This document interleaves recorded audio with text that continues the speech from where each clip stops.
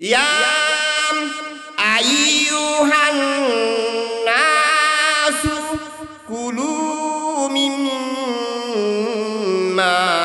Feel আরদি হালালান তয়্যিবা।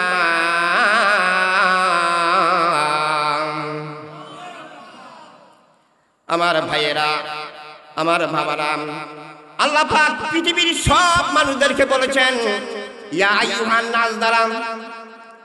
ইয়া আইয়ুহান নাস দ্বারা শুধু মুমিনদেরকে বলেন না, হিন্দু মুসলমান, হিন্দু বৌদ্ধ খ্রিস্টান যত কিছু আছে সব মানুষদেরকে আমার আল্লাহ এই আয়াত দ্বারা বলেছেন ইয়া আইয়ুহান নাসু, ইয়া আইয়ুহান নাসু কুলু মিম্মা ফিল আরদি হালালান তয়্যিবা।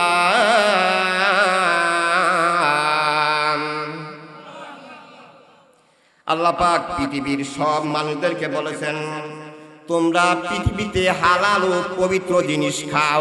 জোরে জোরে বলুন সুবহানাল্লাহ।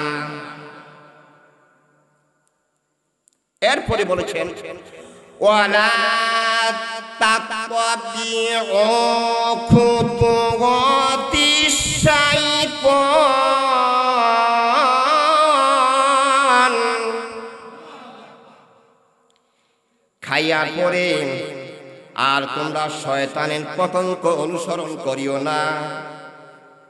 ইন্নাহু লাকুম আদুউম মুবিন।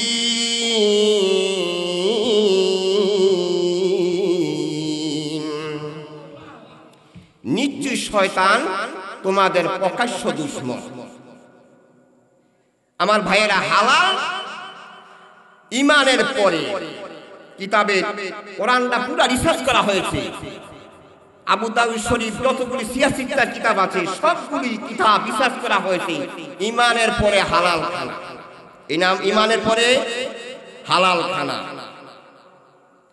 নামাজ, রোজা, হজ, যাকাত, পর্দা, পুছিদা, যত কিছু আমরা হালাল, যত কিছু আমরা ফরজ করেন, যতগুলি ফরজ কাজ করেন ইমানের পরে সব ফরজের আগে হালাল খাওয়া। জোরে বলুন সুবহানাল্লাহ। এই জন্য অন্য আয়াতের মধ্যে আমার আল্লাহ বলেছেন হালালাল্লাহুল বাইআ ওয়া হারামার রিবা।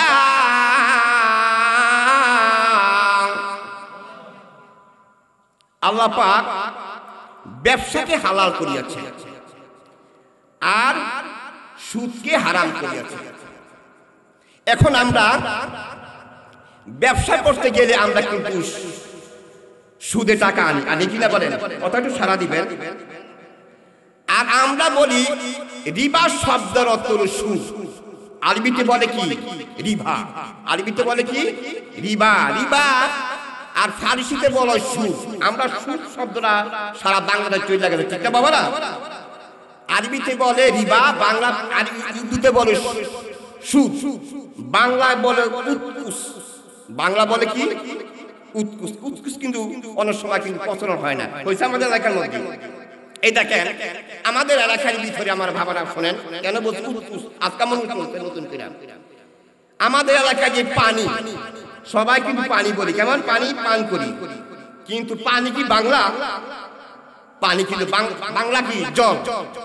আরবিতে বলে মা, মা অর্থ কি মাই, মা একই শব্দ পানি, কিন্তু আমাদের পচন হয়ে আছে পানি, ঠিক না? আমরা কি মুসলমানের জল বলি? এই জন্য আমাদের সুদ শব্দটা কিন্তু পচন হয়েছে। আমার ভাইয়েরা, হালাল কিন্তু মুসলমানদের প্রত্যেকটি কাজে কাজে দেখতে হবে।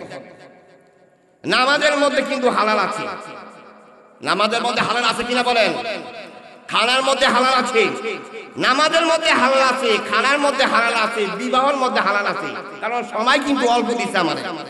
আমার এই বিষয়ে আলোচনা করতে 5 ঘন্টা সময় দরকার। এবার দেখেন হালাল হারাম, নামাজের মধ্যে কিন্তু হারাম হারাম আছে। নামাজের মধ্যে কিন্তু অক্তমুক্ত নামাজ পড়া কিন্তু ফরজ। এটা হালাল নাকি হারাম? হালাল। আর 3 ওয়াক্ত নামাজ পড়া, 3 সময় নামাজ পড়া কি? 3 ওয়াক্ত নামাজ পড়া কি? ওখানে কিন্তু 7টা বাজে ঘুমিয়ে উঠে নামাজ পড়ে, নামাজ হারাম না হালাল হবে? এবার আবার 3 ওয়াক্ত নামাজ পড়া আমার আল্লাহ হারাম করে দিয়েছেন। আল্লাহু আকবার বলেন। ঠিক না কথাটা বুঝতে পারছেন? এইভাবে খানার মধ্যে কিন্তু মনে করি আমরা হালালটা বাছি, খানার মধ্যেও আছে এবং নামাজের মধ্যে আছে, বিবাহের মধ্যে আছে, বিভিন্ন কাণ্ডে কিন্তু হারাম আছে। আছে কিনা বলেন? আমরা মনে করছি কি শুধু খানার মধ্যে হারাম আছে, ঠিক না ভাই? আরেকটা আয়াত বলি, এরপরে আলোচনা করব। আল্লাহ পাক ইয়া আইয়ুহাল্লাযীনা আমানু কুলু মিন তাইয়্যিবাতি মা রাযাকনাকুম ওয়াশকুরু লিল্লাহি ইন কুনতুম ইয়্যাহু তা'বুদুন।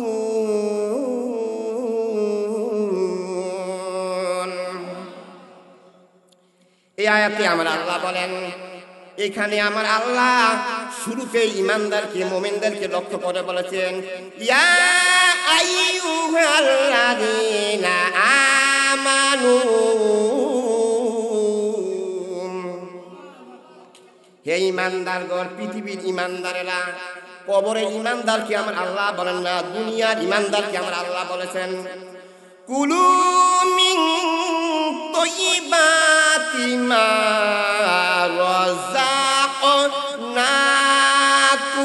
আল্লাহু আকবার।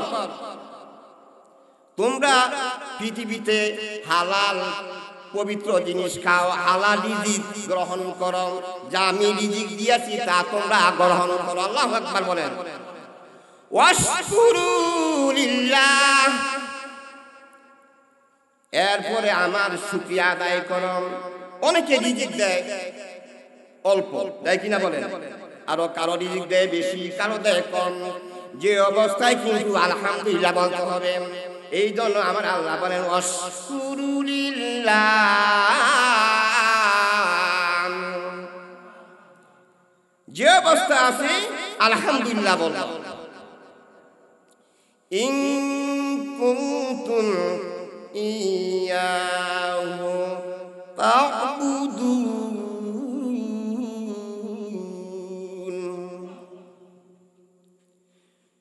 যদি তোমরা মুমিন হয়ে থাকো, তখন আমরা যদি মুমিন হয়ে থাকি তো আমরা কি খাইতে হবে? 1 নম্বর হালাল খাইতে হবে। আমার ভাইয়েরা, আমার বন্ধুগণ, আরেকটা হাদিসের মধ্যে আমার আল্লাহর হাবিব বলেছেন, ইন্নাল্লাহা তাইয়্যিব। আল্লাহু আকবার বলেন। নিশ্চয় আল্লাহ তাআলা পবিত্র। আল্লাহ কি? কেমন সুন্দর কথা বলেছে। নিশ্চয় আল্লাহ তাআলা পবিত্র।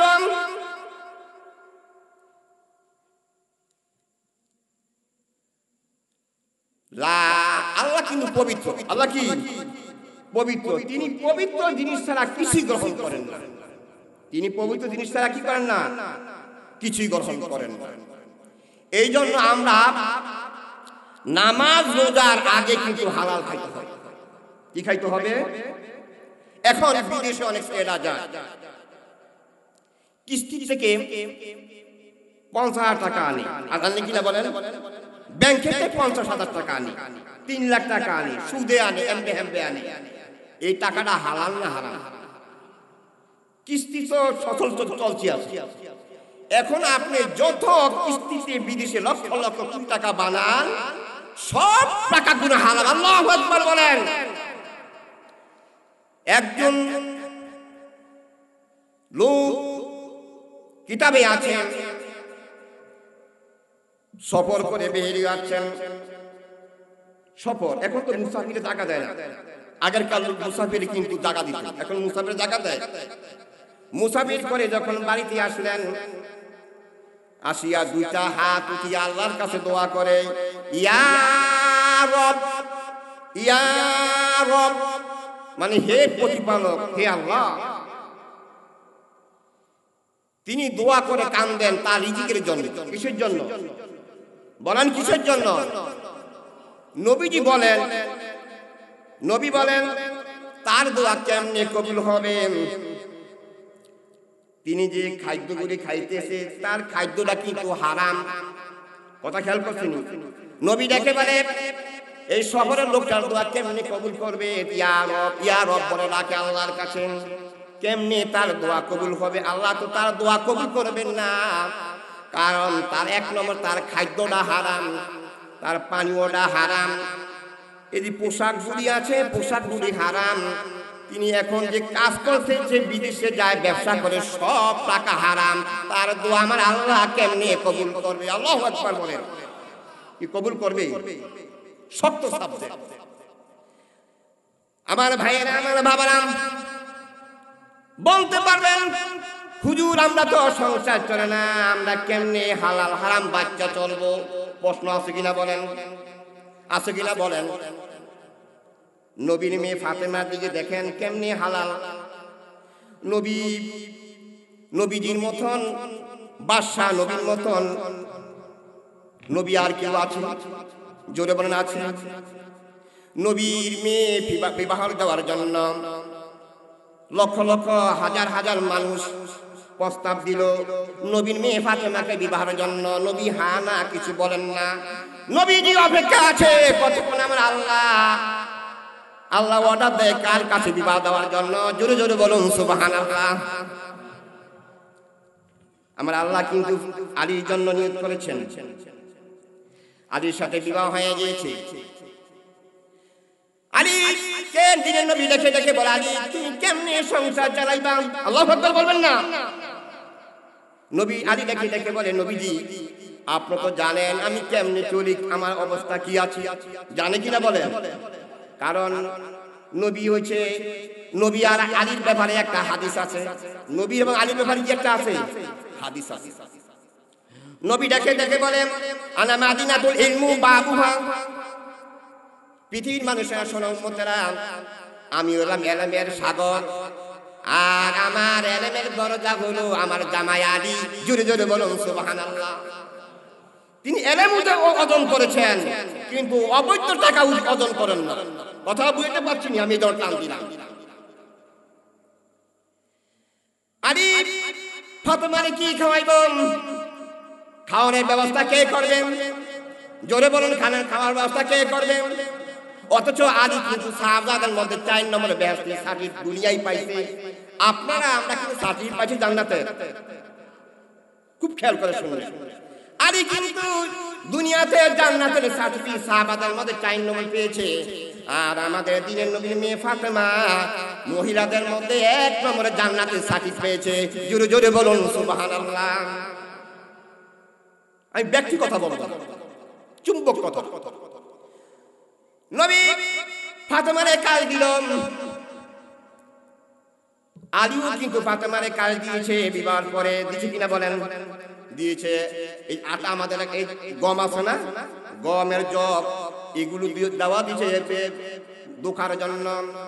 বহু দূর থেকে ফাতেমায় পানি আনতে হয়েছে। আমাদের বোন কিন্তু ফাতেমা নবীর স্ত্রী কিন্তু আমাদের মা। কথা বলছেন? আমাদের 4টা বাবা। বলেন কয়টা বাবা? 4টা বাবা। আমাদের দ্বীনের নবী আমাদের বাবা। নবীর স্ত্রী কিন্তু যতগুলি আছে 11 জন, সবগুলো আমাদের মা। সুবহানাল্লাহ বলবেন না? আর নবীর মেয়েগুলো আমাদের বোন। সুবহানাল্লাহ বলেন। আর ইব্রাহিম আলাইহিস সালাম কিন্তু আমাদের বাবা, আদম আলাইহিস সালাম আমাদের কি বাবা। আমাদের যে জন্ম দিয়েছেন তিনি আমাদের কি। এই জন্য বলছি আমাদের বোন ফাতেমা বহু দূর থেকে পানি আনতে হয়েছে, স্বামী গরিব। আমার ভাইয়েরা পানি আনতে আনতে আনতে এভাবে দাগ পড়ে গেছে। আল্লাহু আকবার বলেন। এখন তো মা বোনেরা কাজ করে না, বিদেশি মহিলা ল্যাংটা উলঙ্গ ছবি চায়, আর ফজর নামাজ পড়তে সময় পায় না। কি বল ঠিক থাকে বেটি? আমার ভাইয়েরা বহুদূর থেকে ফাতেমায় পানি আনতে আনতে এভাবে গলার মধ্যে দাগ পড়ে গেছে, আর এইভাবে গমগুলি দুখতে দুখতে হাতের মধ্যে ম্যাচ পড়ে গেছে। ফাতেমা জানতে পারলেন আমার বাবার কাছে অনেক কামলা মহিলা থাকে। জোরে জোরে বলুন সুবহানাল্লাহ, আরো জোরে বলুন সুবহানাল্লাহ। খুব খেয়াল করে শুনেন, বাবা জানেন, মাও জানেন। নবীর মেয়ে ফাতেমা বাবার কাছে গেল,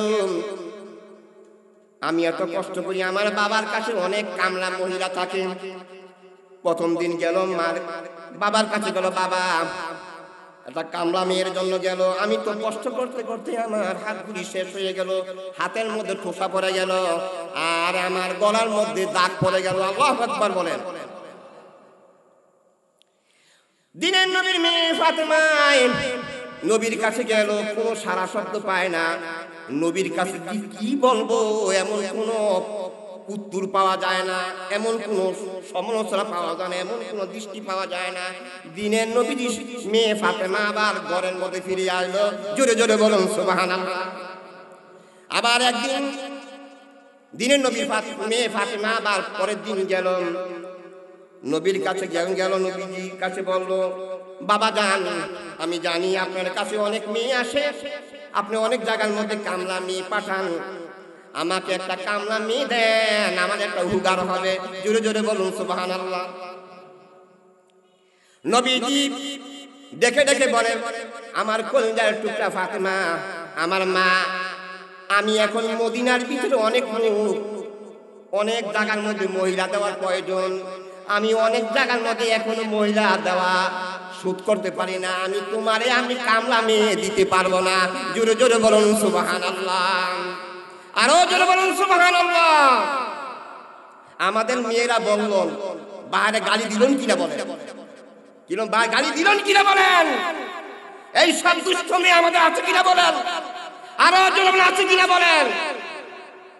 এরপরে আমার পক্ষে সম্ভব হবে না বাবা, মা, আমার পক্ষে তোমার বাবা দেওয়া সম্ভব হবে না, আমি অনেক কোন জায়গার মধ্যে এখনো আমি মেয়ে দিতে পারি না, অনেক অনেক জায়গার মধ্যে অনেক টাকার প্রয়োজন, দেনার প্রয়োজন, আমি এখন নবী শোধ করতে পারি না।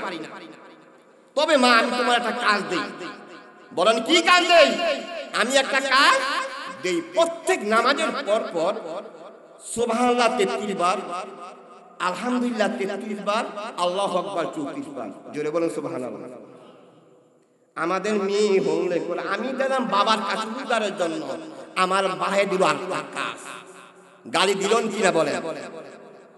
আমার ভাইয়েরা, অনুরোধ করে বলি, পা ধরে বলি, যত নামাজ পড়বেন আমার আল্লাহর দরবারে কিন্তু কবুল হবে না যতক্ষণ পর্যন্ত হালাল না খাইবেন।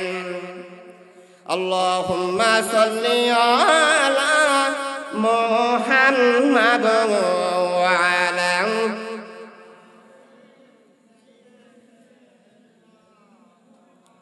কি দুরূদ পড়া ভালো লাগে? একটু দুরূদ, একটু আগ সামনে রাখবেন বাবারা, একটু দুরূদ পড়ে। আল্লাহুম্মা সাল্লি আলা মুহাম্মাদ ওয়া আলা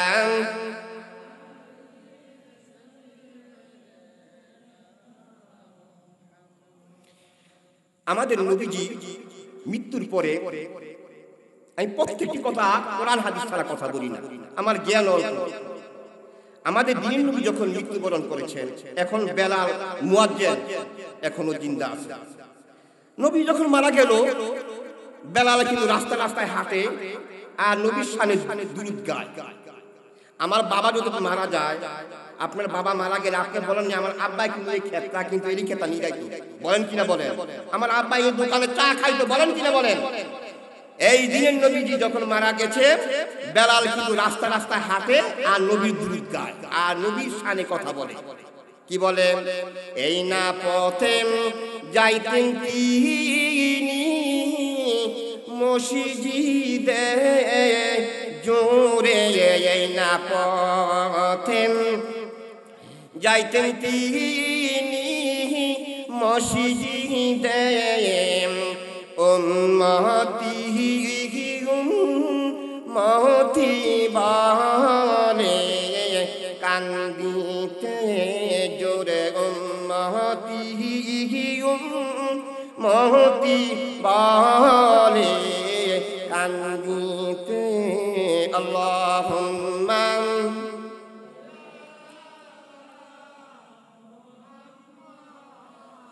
وعلى أهلهم جرى وعلى أهلهم ইমানের পরে কিন্তু হালাল খানা।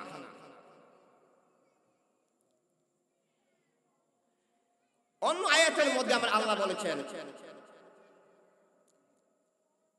ইয়া আইয়ুহাল্লাযীনা আমানু, অনেক জায়গার মধ্যে এই কথা আইয়ুহাল্লাযীনা ঈমানদারকে লক্ষ্য করে বলেছে ওয়ালারু মা বাকিয়া মিনার রিবা,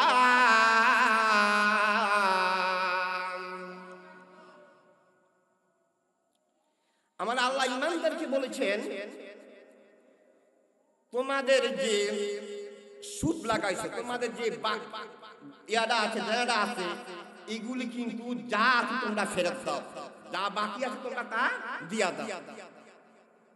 আমরা অনেক সময় কিন্তু টাকা লাগাই কিনা বলেন, টাকা লাগাই, কিন্তু যা টাকা তার টাকা দিতে হবে, এই জন্য এই আয়াতটা চালু করেছে। তো আমরা এমন কোনো বাদ নাই, এমন কোনো ঘর নাই কিন্তু আমরা সুদে টাকা লাগাই না। কি কথা থেকে এতটুকু চলবে নাকি আমরা সুদ বন্ধ করতে হবে, ঘুষ বন্ধ করতে হবে, দেওয়া বন্ধ করতে হইব, নেওয়া বন্ধ করতে হবে? আমি কথা বুঝিনি। একটা হাদিস নবী বলেন আর-রাশিম আর-রাশি ওয়াল মুরতাশিম কিলাহুমা ফিন্নার।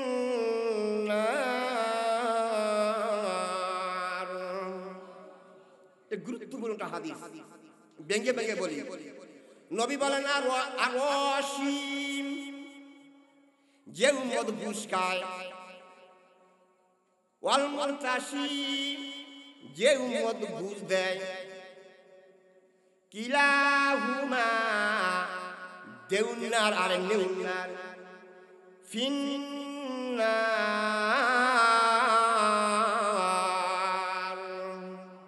আরো জোরে আল্লাহু আকবার, জাহান্নামী। এখন আমাদের এলাকায় একটা সচেতন হয়ে গেছে যে হুজুর সংসার চালাইতে পারে না, গৃহস্থী করতে পারে না, বিদেশ চালাইতে পারি না, বিদেশ পালাইতে পারি না ছেলে মেয়েদেরকে, এই জন্য কিস্তিতে লোনের টাকা লাগাইতে হয়। আছে কিনা বলেন? এখন নবীজি কি বলেছেন? যে দিবে যে নিবে দুই দলে কি জাহান্নামী। দেখ আমার কথা নবীর কথা, নবীর কথা সত্য না মিথ্যা?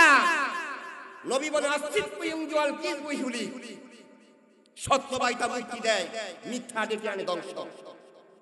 নবীর কথা সত্য না মিথ্যা? না এটুকু শুনে হইলেন?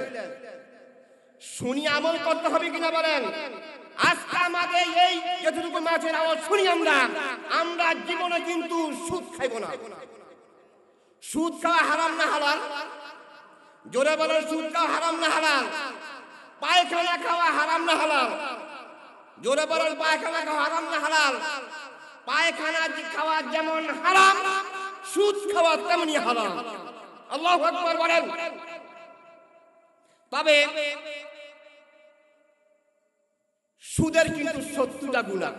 বলেন কয়টা গুনাহ? নবী বলেছেন। কে বলেছেন?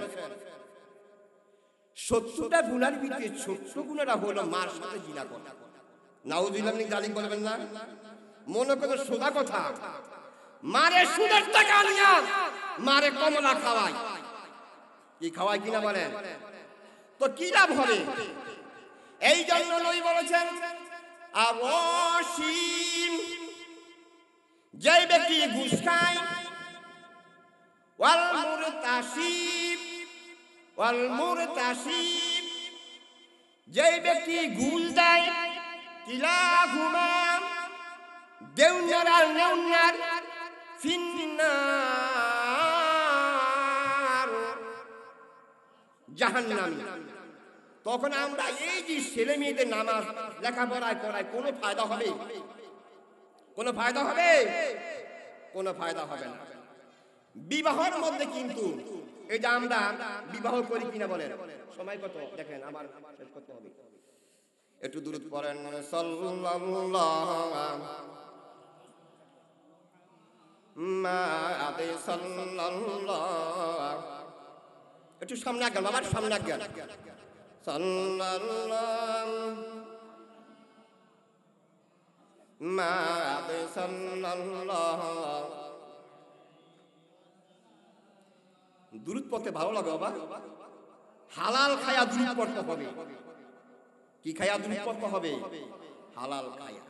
আগেরকার লোকেরা দেখেন আলুর ভাত খাইতো, আপনি কাঞ্জেরা লেখা কাঞ্জেরা লঞ্জি আছেন পথে টিকতে থাকতে আলুর ভাত খাইছি, ঠিক না? এখন গরুর গোশত খাইও শান্তি নাই, ঠিক না বাবা? তো এই জন্য করি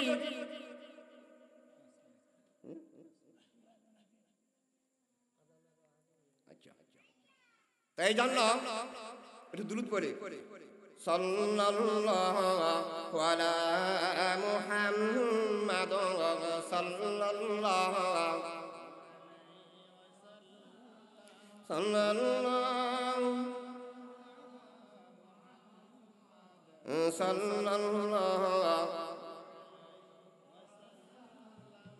অগমর দয়াময় মুদেরি লাগিয়া প্রাণ ঠান্ডা করে দিও ওই কাউসারে ফিলাইয়া সাল্লাল্লাহু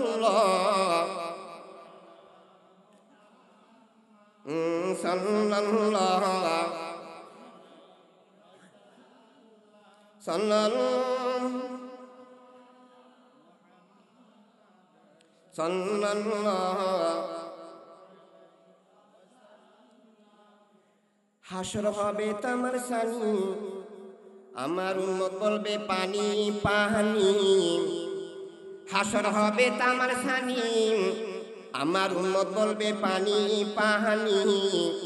নবী বিনে পানি দেওয়ার ওই কারো সাধ্য নাই। সাল্লাল্লাহু আলাইহি সাল্লাল্লাহু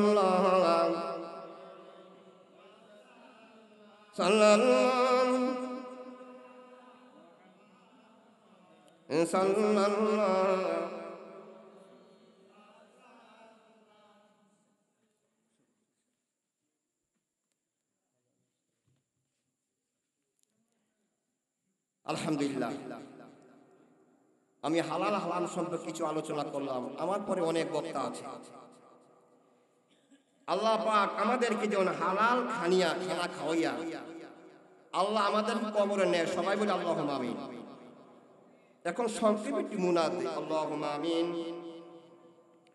রব্বানা ফাগফির লানা যুনুবানা ওয়া কাফির আন্না সাইয়্যাতিনা ওয়া তাওয়াফানা মা'আল আবরার।